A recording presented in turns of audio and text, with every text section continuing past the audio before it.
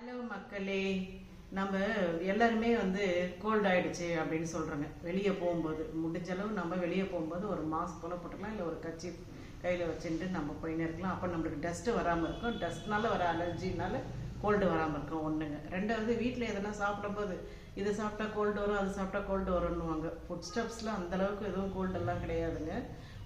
நம்ம முடிஞ்ச அளவு நிறைய ஃப்ரூட்ஸ் எடுத்துக்கணும். நல்ல ஃப்ரூட்ஸ் எடுத்துக்கணும். நல்ல வைட்டமின் சி நம்மளுக்கு பாடியில் இம்யூனிட்டி கிடைச்சிடும்.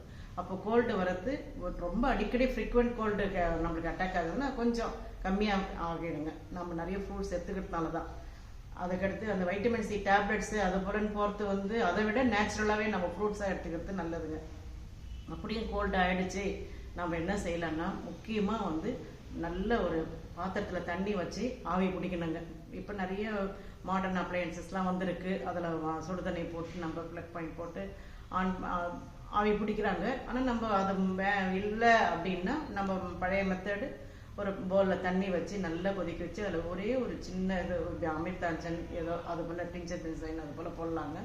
போட்டு நல்லா ஆவி ஒரு நாளைக்கு 4-5 முறை ஆவி பிடிச்சோம்னா நல்ல நம்மளுக்கு அது எஃபெக்ட் கிடைக்குங்க.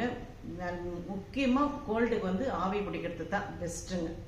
அதுக்கடுத்து நம்ம அதனால் உங்களுக்கு தொண்டை வலி தெரியுது, எச்சம் விழுங்கும்போது உங்களுக்கு தொண்டை வலி தெரியுதுன்னா கொஞ்சம் உப்பு தண்ணி வார்ம் வாட்டரில் உப்பு போட்டு நம்ம இதெல்லாம் சிம்பிள் மெத்தட்ஸுங்க. நல்ல 4-5 முறை நம்ம வாய் கொப்பளிச்சோம்னாவே அந்த இடம் நமக்கு அந்த வலியெல்லாம் குறைஞ்சிடும். அதுக்கப்புறமா நம்ம டாக்டர்ஸ் ப்ரிஸ்கிரிப்ஷன் அப்படியும் உங்களுக்கு தெரியுது வலின்னா தான் டாக்டர்ஸ் ப்ரிஸ்கிரிப்ஷன் நம்ம டேப்லெட்ஸ் எல்லாம் எடுத்துக்கலாங்க.